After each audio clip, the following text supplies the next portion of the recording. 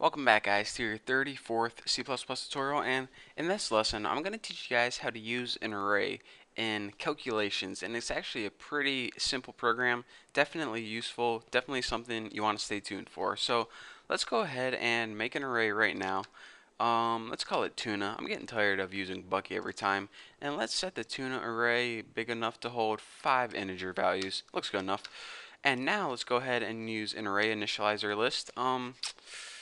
Let's go ahead and throw in 20, 54, 76, 832, and whatever this number is right there. So now we created an array called tuna, and it has 5 different elements or 5 different values in it.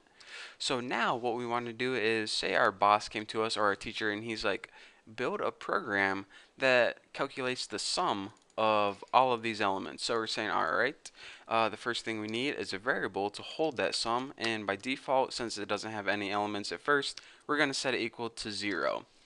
So what we could do is this: sum equals, oh, I tried to type Bucky again, tuna 0 plus tuna. Oh, you know what? I'm getting a bunch of typos and this is just taking too long. Not very efficient way of doing it, although it would work. So let me go ahead and show you guys a much easier way to use an array in calculation.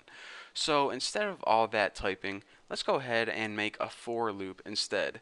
So now what we need to do is, just like before, find out which array indexes our array is going to need and just use our for loop to loop through those array indexes. So of course, as always, we need to start at 0 because the first index in every array is 0.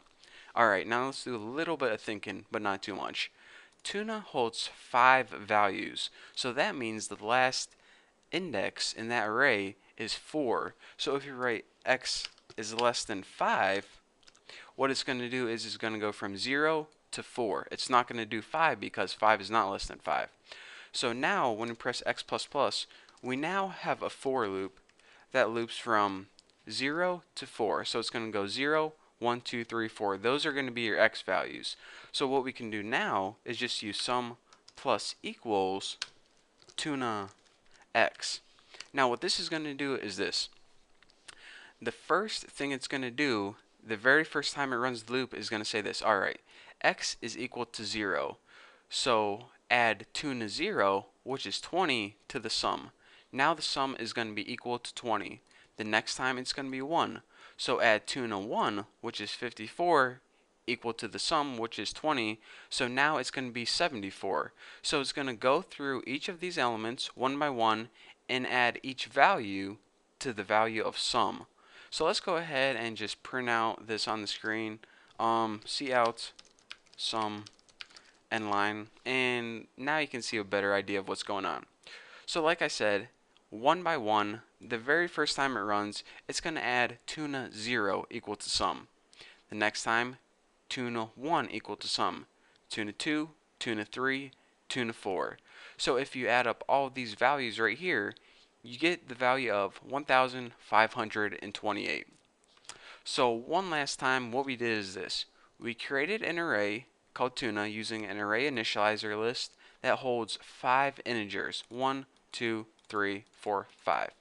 Now what we wanted to do is we wanted to calculate the sum, so we made a variable called sum, and of course by default, since it didn't have any value, we set it equal to 0. Then we made a for loop using the value in here, the variable, to loop through each index of our array. So it started at 0, and since we know this one was tuna 4, that's what we put for here: x is less than 5. And of course we want to go one at a time. We don't want to skip, this one and this one or anything. So then what we did is we looped through each value and added it to the variable sum.